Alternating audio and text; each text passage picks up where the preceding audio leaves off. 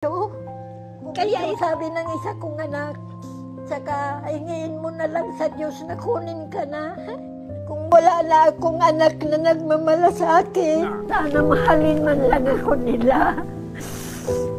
Sana maawaan man lang, maawa lang sila sa akin.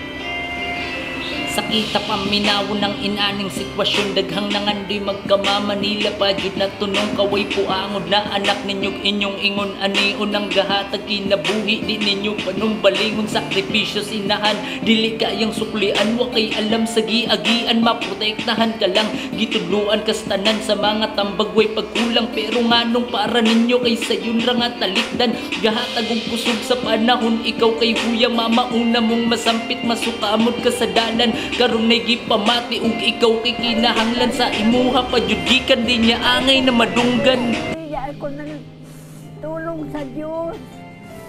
Sana bigyan sila ng linaw na isip. Mahalin lang ako nila.